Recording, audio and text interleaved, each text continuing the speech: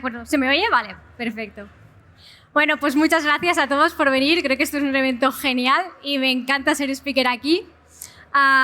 Yo soy Cristina González, trabajo en HP y soy Software Product Owner. Llevo trabajando unos 8 años. En esta charla os explicaré la parte de, bueno, lo importante que es la innovación. Creo que esto ya lo habéis oído, ¿no? Es súper importante en cualquier empresa, pero os podéis imaginar que en una tecnológica esto es completamente crítico. Entonces, os explicaré esto, también el proyecto donde yo he estado trabajando desde hace, 7 años más o menos, que es la impresión 3D. Y yo concretamente, como he dicho, soy Software Product Owner, con lo cual estoy en la sección de software y data, y os explicaré nuestro papel tan crítico en la impresión 3D, que a veces puede parecer un poco, hardware, máquina, pues es muy importante. Bueno, ¿esto?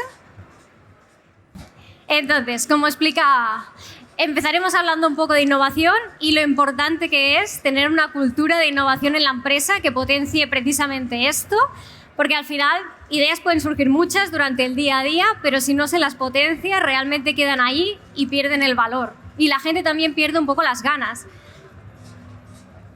de seguir ideando. Entonces, nada, 4 pinceladas un poco de los inventos más relevantes, ¿no?, que hemos tenido en HP. Hay muchísimos entre medios, pero esto es un poco más lo que llama la atención, ¿no?, lo que más se conoce. El primero, que de hecho se creó en un garaje, se fabricó en un garaje, que de hecho tenemos una reproducción de ese garaje en HP, en Sant Cugat. Y entonces sería el oscilador HP 200A que utilizó Disney, de hecho, en una de sus películas, una de sus primeras películas para tema audio. Luego tenemos la calculadora científica de mano, el PC All-in-One, que bueno, ya sabemos cómo eran al principio los PCs, todo esto también lo hizo HP, pero luego llegó lo más destacado, ¿no? El PC plus teclado, pantalla plus teclado, la impresión a color. Luego ya metiéndonos más en 3D, llegó este escáner, el HP Sprout, y luego, aparte, tenemos todo lo que ha llegado, entre otras cosas, desde que yo empecé a trabajar en HP.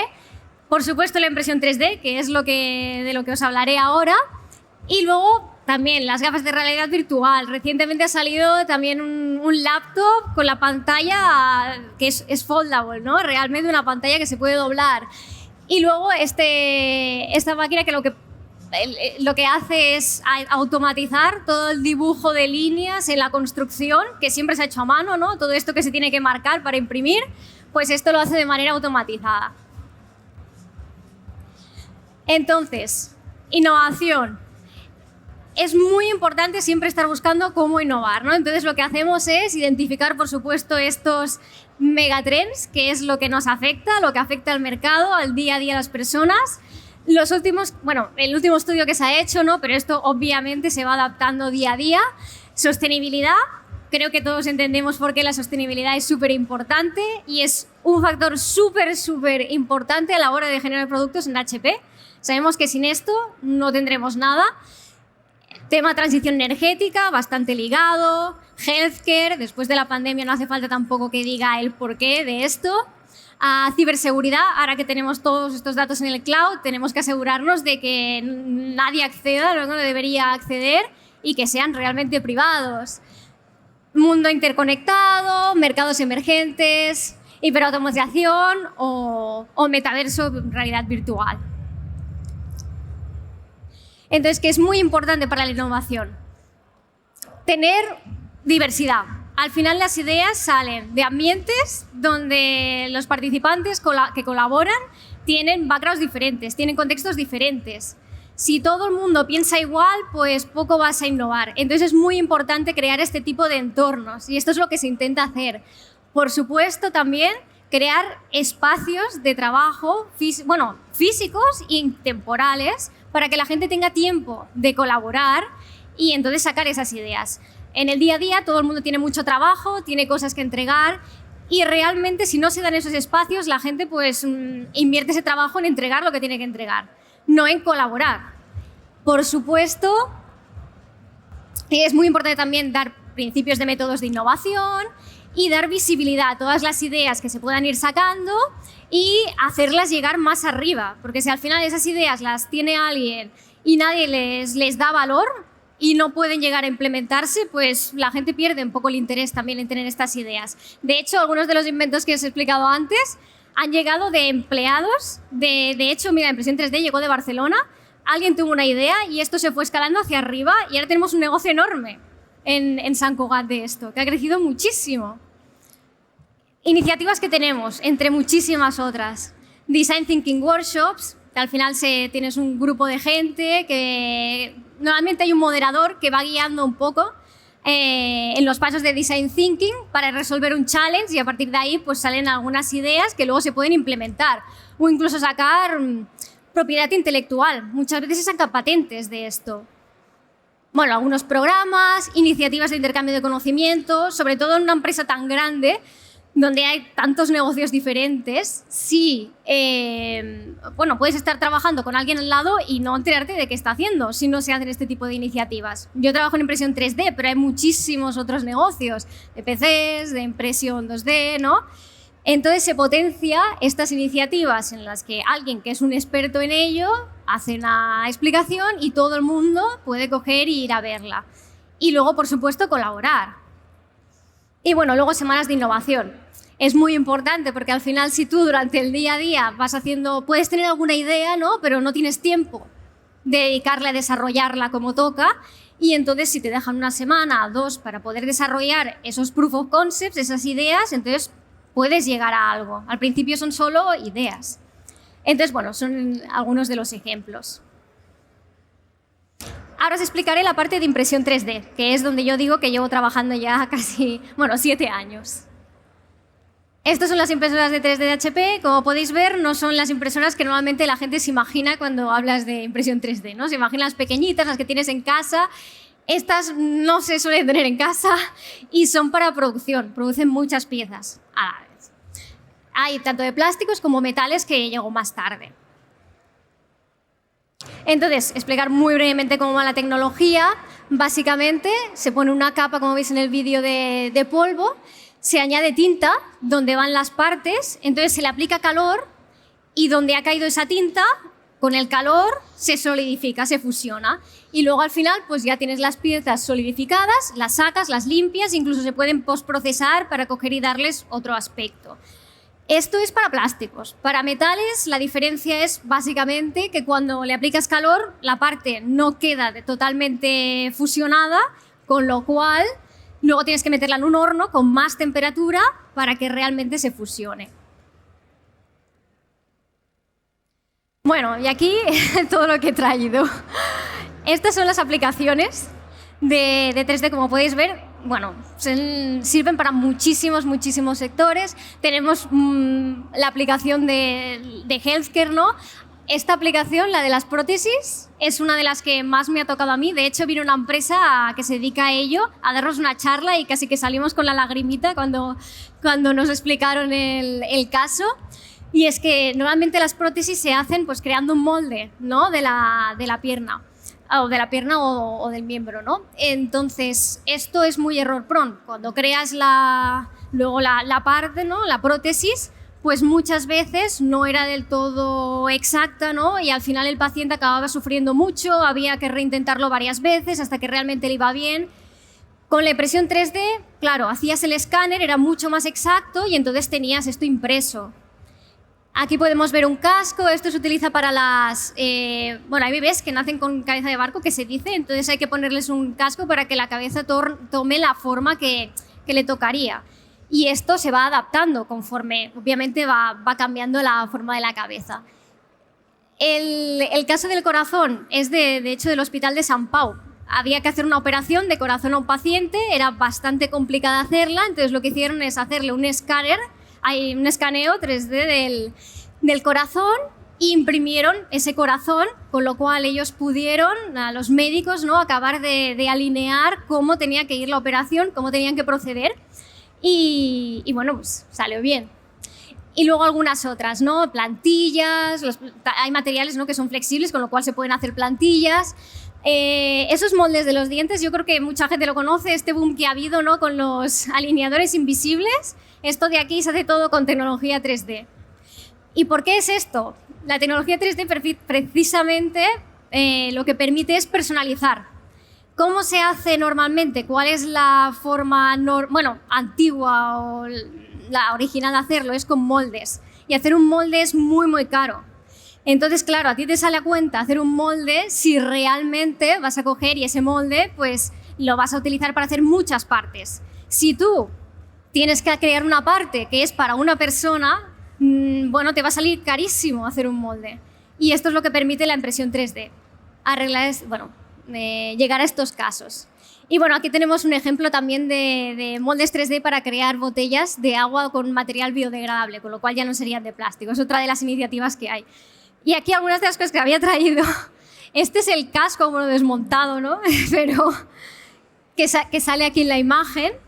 Y ves que lo tenemos aquí también. De hecho, aquí también tengo un ejemplo de plantilla que va incorporada en el zapato.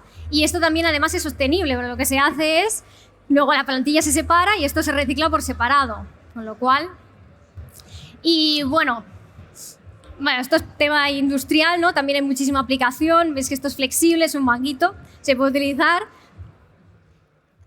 para las máquinas. Y luego también una de las propiedades de la impresión 3D, ¿no?, es que se pueden imprimir partes directamente ensambladas. Esto de aquí, que de hecho es la salida de aire de un coche, pues básicamente esto se ha impreso junto y esto tiene movilidad. Esto no lo puedes hacer con un molde. Bueno, y por supuesto, puedes adaptar a hacer muchísimas células adaptadas al cliente, al usuario, ¿no?, con haciendo el escáner, ¿no?, y creando el modelo 3D. Bueno, y esto de aquí, así como curioso, es el reposacabezas de un coche. Entonces, bueno, veis que se pueden aplican muchísimo también para la automoción. Y tengo que decir que es muy interesante porque, como decía, para el caso de la personalización, lo mismo pasa con los prototipos. Tú cuando tienes que hacer un prototipo de una parte, pues claro, a lo mejor vas a probar 3 partes a ver cuál funciona mejor. Con un molde sale carísimo y además tardas mucho tiempo. En cambio, imprimiéndolo en 3D, pues sale mucho más barato y además es mucho más rápido. Entonces, bueno, estas son algunas de las aplicaciones. Vale, me gustaría hablaros muy rápido del tema de la sostenibilidad, que como he dicho antes es muy importante y se está teniendo mucho en cuenta. Entonces, estos son los objetivos, de hecho, de HP para de aquí hasta 2040. Y se hizo una medición en 2019, ¿vale? Y se va a trabajar sobre esto.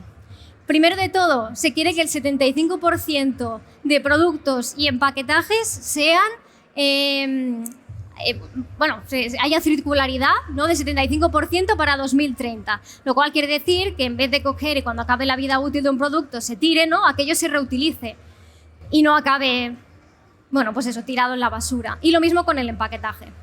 Y luego también el tema de la reducción de la huella de carbono, de toda la producción y luego, llegada al cliente del producto.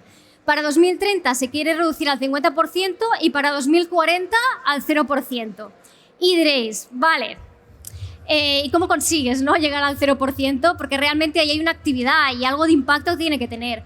Entonces, lo poco que queda, ya se han hecho cálculos para coger y iniciar y participar en programas o iniciativas para compensar esto. Por ejemplo, la planta de árboles, la limpieza de mares, ríos de plástico. Hay muchísimas iniciativas. Pues se va a hacer esto. Para 3D, pues una de las iniciativas que se tienen es el tema de recoger esas piezas que ya se han impreso, tratarlas para que puedan volver a imprimir nuevas piezas, ¿no? Y de hecho ya se han hecho programas, por ejemplo, con Ford o con BMW, con muchos clientes para poder hacer esto. Y es un tema que se toma muy en serio. Entonces, al final nosotros como empleados nos gusta muchísimo ver esto porque realmente hay un trasfondo muy bueno detrás de lo que estamos haciendo. Y por último hablaré de mi parte, la de software y data, ¿no? Que al principio, como decía, puede parecer que, está hablando mucho de máquinas, mucho de hardware, pero realmente hay muchísimo de software y data detrás de esto y sin eso no sería posible tener lo que tenemos. Entonces, me gustaría empezar hablando de la parte hay varias fases, ¿no?, para poder coger y llegar a tener impresa una parte. Primero el diseño de la parte, luego sería la optimización de la configuración y el mismo diseño de esa parte para que para la aplicación que tú la necesitas esté optimizada. Aquí os hablo un poco del tema del diseño y como todos conoceréis, pues hay la parte del CAD de software, el CAD software, ¿no? Con el que tú puedes diseñar partes, creo que es la que la mayoría de gente más conoce. Luego tenemos también el escaneo 3D, que de por sí lo que hace es crearte un modelo 3D, pero tiene problemas, con lo cual también necesitas un software para procesar esa parte y hacerla, bueno, arreglar esos errores para coger y poder imprimirlo en una impresora. Tienen agujeros, entre otros de los problemas. Y ahora que, bueno, que llega la inteligencia artificial, pues por supuesto, ¿no? Como puede faltar, tú puedes crear también modelos 3D con algunos de los softwares a partir de prompts. Igual que creas imágenes, pues también puedes crear modelos 3D. Y aquí tenéis algunos de los ejemplos que hemos encontrado. Esto es un software que se llama Magic 3D, de hecho. Pero bueno, hay varios. Esto es, bueno, continuando, ¿no? Con lo que decía del proceso de software hasta que llegas a imprimir. Lo que también necesitamos, por supuesto, es un software para poder preparar el trabajo, el job, que le llamamos. Colocar las piezas donde toca, repararlas si es necesario y ver si tienen errores. Y, bueno, también hay parámetros, ¿no? Que se pueden configurar en la impresora, pues esto se hace desde el software. Esta es una de las aplicaciones que tenemos. Luego también tenemos la parte de monitorización de toda la flota de impresoras, porque la idea es, como decía, nuestras impresoras son para producción, con lo cual, normalmente, quien las tiene, pues tiene una flota de impresoras y esto hay que controlarlo como toca. Y bueno, como podéis ver, salen aquí los estados, todo, y esta data sube al cloud, que luego diré qué se hace con ella. Por supuesto, es todo... no es data privada, es tema de sensores, todo lo que pasa en la máquina. Nada, por supuesto, de la geometría de los modelos. Y luego esta aplicación sirve básicamente para guiar el proceso de optimizar la configuración para llegar a donde tú quieres llegar. Hay gente o compañías que a lo mejor lo que quieren optimizar es obtener la pieza milimétricamente perfecta. Entonces tienes que configurarlo de manera de que lo obtengas de esa manera, ¿no? Y a lo mejor eso te sube un poquito el coste. Si tú lo que quieres es reducir el coste al máximo y no te importa que haya un poco de tolerancia, pues entonces pondrás otra configuración. Y esta aplicación lo que hace es ayudar a todo este proceso de optimización. Y luego también tenemos otro software de predicción y compensación de los modelos de metales. Como os he dicho, en la tecnología de metal, una vez sale la parte, no está totalmente fusionada, con lo cual hay que meterla en un horno. ¿Y qué pasa cuando aplicas calor? Pues que las piezas se deforman. Entonces, este software lo que hace es predecir esa deformación, compensarla y ver, también enseñar si hay algún lugar, ¿no?, donde a lo mejor aquello puede tener unas características que no sean las que tú buscas. Bueno, también hay un software de predicción de coste y, como comentaba antes, también uno de predicción de la huella de carbono, incluso que produces. Y con esto, pues obviamente, HP da sugerencias, ¿no?, de cómo mejorarlos. Tema datos, muy importante para mantenimiento preventivo. Dependiendo de las alertas que haya en la impresora, de lo que esté pasando dentro, tú puedes predecir si a lo mejor aquella impresora va a fallar a la semana siguiente. Y entonces enviar las piezas o los recambios que tú necesites para coger y arreglarla. Y esto, pues, obviamente es súper importante para, primero, ¿qué pasa? Si a ti te falla la impresora y no habías pensado que te iba a fallar, tienes que pedir las piezas después, vas a tenerla parada, con lo cual tienes que parar la producción. Y eso se traduce en pérdida de tiempo y claro, coste. Y luego, tema más sostenible, si tú puedes prever que tienes que enviar aquellas piezas, pues entonces puedes coger y meterlas en una ruta que ya vaya a pasar por donde está aquella compañía. Si por lo contrario resulta que te has enterado tarde, pues aquello irá en envío express y seguramente no podrás ponerlo en ninguna ruta que ya estuviera preestablecida. Y bueno, por supuesto, utilizamos los datos también para entender qué uso se hace de esas aplicaciones y si realmente los usuarios están sacando lo que se necesita de ellas. En el tema de las simulaciones que os explicaba antes, puede pasar que una simulación no converja. Si nosotros sabemos que no les está convergiendo, podemos ir proactivamente y explicarles o enseñarles el por qué. Si no, lo que puede pasar es que o bien se cansen y dejen de utilizarle el software y ni nos enteremos, o a lo mejor vengan ya enfadados diciendo, oye, ¿qué pasa, ¿no?, con la aplicación? con lo cual es súper importante también. Y ahora me gustaría hablar también de los procesos, tecnologías y trends que nosotros utilizamos a la hora de desarrollar de software y datos, ¿no? Nosotros utilizamos Agile, de manera que vamos haciendo releases constantemente para obtener feedback y de esa manera adaptar la aplicación lo más rápido posible. Y en concreto, como es una organización grande, para poder escalar este Agile, pues utilizamos este framework que se llama SAFe. ¿Vale? Tema tecnologías. Al final estas son las que utilizamos, pero hemos ido adaptándolas con el tiempo y es así como vamos. Al final es viendo las que más se adaptan, los nuevos trends e ir adaptándonos continuamente. Tenemos React, Node, Go, Git, TypeScript. Hace poco hemos introducido GitHub Copilot para ayudarnos a optimizar, ¿no?, el proceso de coding, y hay una iniciativa muy grande sobre esto. Tema data, pues tenemos para la infraestructura Amazon Web Services, Databricks, luego SQL, Git, Spark, Python, Power BI. Bueno, creo que todos los debéis conocer, o la mayoría. Y, no se ve, pero en la arquitectura, normalmente ahora estamos trabajando con microservicios, todo cloud y por supuesto, tenemos muy en la cabeza la calidad. Eso es un ejemplo, ¿no? Es Test-Driven Development, pero Functional Test, Integration Test. Bueno, es súper importante que el código sea robusto.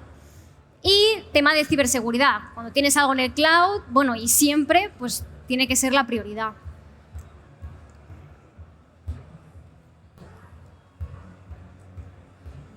Vale. Y ahora, por último, hablaré un poco de los roles que tenemos en nuestra organización.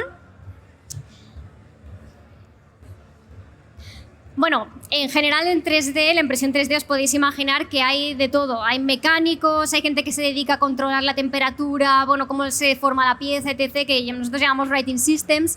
Aquí me centraré más a la parte de software y de data, ¿vale? ¿Qué tenemos? Obviamente software engineers, ¿no?, que pueden tener varios backgrounds. Normalmente son más full stack, ¿no?, porque al final es muy importante ser interdisciplinar. Arquitectos de software, que al final diseñan, ¿no?, la arquitectura de este software, valga la redundancia, para que sea escalable y nos proporcione solvente nuestras necesidades corrientes y futuras. Y normalmente suele ser un software engineer o alguien que tiene mucho conocimiento ya, mucho expertise sobre patrones, sobre metodologías de diseño que sean las correctas. DevOps engineer. Esto, también se puede decir que ha sido un poco reciente, ¿no? Es para todo el tema de conseguir las tools, las herramientas de mantenimiento y de todo el software durante todo su life cycle, ¿no? Desde que se empieza a implementar hasta que llega al cliente y luego hay que mantenerlo de una manera lo más automática posible. De tema de data, pues tenemos un data architect, ¿no?, que al final diseña la infraestructura de datos, el data engineer, que mantiene esta infraestructura de datos, la colección de los datos, la transformación y el acceso para todo el mundo que necesite estos datos. Data analyst, data scientist, que sacan insights, ¿no?, de estos datos, crean modelos, etc. Data steward. Y luego tenemos estos roles que son un poco, a lo mejor, menos conocidos. Scrum Master, supongo que vosotros lo conocéis, ¿no? Scrum Master, que hace un poco de coaching, ¿no?, en los equipos de desarrollo. El Quality Engineer, muy ligado a lo que os decía, es súper importante la calidad del software, por lo tanto tiene que haber Quality Leads. Product Owner, que de hecho es el rol que hago yo, donde cojo los requerimientos de business y los transformo para poder transmitirlos al equipo de desarrollo. Y claro, para poder desarrollar este rol, pues tienes que tener background técnico, pero tienes que saber de lo que hablas, ¿no? Pero también estas soft skills de colaboración con business, que al final no entienden tanto a lo mejor la parte técnica. Y en el caso de SAFe, que es el framework que os he dicho que utilizábamos, yo también soy la Release Train Engineer, que es un Scrum Master, pero a nivel más de organización. Y aparte de esto, no hace falta que os diga que es súper importante como skill saber colaborar, ser interdisciplinar y muy autónomo. Al final es ir aprendiendo día a día y adaptarse día a día. Quien piense que ser software engineer es estar programando todo el día y ya está, no es así. Tienes que estar constantemente buscándote la vida y aprendiendo todo lo que llega nuevo. Y bueno, esto sería todo. Muchas gracias. Muchas gracias, Cristina. No sé si Gracias. tenemos tiempo para Sí. alguna preguntita. Mira, yo creo que hay gente ya con ganas de preguntar, si te parece bien, aunque sea un par de ellas. Aprovechamos, damos el micrófono. Ahí está. Ahora. Ahora sí, ok. Hola, buenas. Buenas. Yo he utilizado impresoras que imprimen con TPU, impresoras que imprimen con plástico normal, impresoras de resina. La única que no he utilizado son impresoras SLS, que son impresoras de arena plástica. ¿Ustedes han llegado a utilizar esa? Y si lo han utilizado, ¿cómo le funciona? ¿Le sale mejor, peor? ¿Cómo es el proceso? Vale, bueno, a ver, yo la verdad es que no he utilizado SLS, pero sí que puedo decir que, bueno, tiene sus ventajas porque es muy, ¿cómo se dice? Uy, no me sale. Muy accurate, no me sale en castellano. Como no tiene soporte, porque se puede imprimir ahí mismo dentro de la arena y después se quita. Sí, lo que pasa es que tema sostenibilidad es peor, porque al final lo que te queda fuera de esa parte no lo puedes reutilizar. Entonces, bueno, tiene sus más y sus menos. Pero Vale. yo no lo he utilizado en mi caso. Vale, A vale. ver. Más preguntas tenemos también por aquí. Ahí tenemos otra. Una pregunta, no sé actualmente cómo están los tiempos de impresión, que creo que no lo has dicho. ¿Cuánto se tarda, por ejemplo, en imprimir las piezas que has traído o más a nivel industrial, en tema automoción y tal? Depende mucho, porque claro, al final esto va por capas. Si tú tienes algo que son, no sé, una cosa así, pues te será mucho más rápido que si llenas el bucket entero. Claro, es que te puede ir de 1 hora hasta, diría que unas 8 o 9, dependiendo de qué No sé, geometría en hagas. tema de eficiencia, hasta qué punto es eficiente o no es eficiente, porque recuerdo una vez que tuvimos que imprimir un cubo y tardó un día en imprimir un cubo, que supongo que no es a nivel industrial, será más rápido, pero no sé hasta qué punto espera mejorar esto a que, no sé, en tantos años imprima como imprime ahora una hoja de papel, una impresora normal, ¿sabes? Bueno, esto de hecho es lo que se está intentando, que cada vez vaya más rápido, y este es el objetivo realmente. De hecho, bueno, a medida que hemos ido sacando nuevos modelos, cada vez han ido más rápido. Y entonces, bueno, estamos en ello. Dependiendo también de la tecnología, claro, te tardará más. Si tú utilizas una impresora que es de estas de casa, a lo mejor de hilo, pues te va a tardar muchísimo más que una de producción, que precisamente está pensada para producir. Que aquello tiene que ir lo más rápido posible para sacar la máxima producción posible. Vale. Entonces, bueno, esto irá mucho más rápido que una de casa, desde luego, la tecnología. Gracias. Muy bien, más preguntas. Me parece por aquí había alguna. Sí, aquí en primera fila. Si podemos dar el micrófono. Por aquí. Aquí, este chico.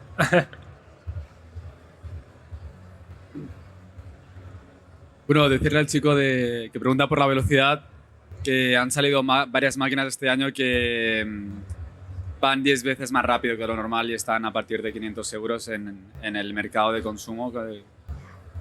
Bueno, Normal. Y mi pregunta es, todo lo que es la reducción del impacto ambiental y climático, ¿contempla la compra de bonos de carbono o es una reducción real? no, es una reducción real. Esto no se considera real. No, se intenta ser lo más realista posible y de hecho, por ejemplo, HP fue una de las primeras empresas que sacó la huella de carbono en 2019 que generaba y a partir de eso han salido más iniciativas. O sea, no nos vamos a autoengañar, desde luego. Pues entonces es increíble. Gracias. Muy Muchas bien, gracias. pues muchísimas gracias, Cristina. Un aplauso para ella, muy interesante. Gracias. A ver si te vemos en la próxima.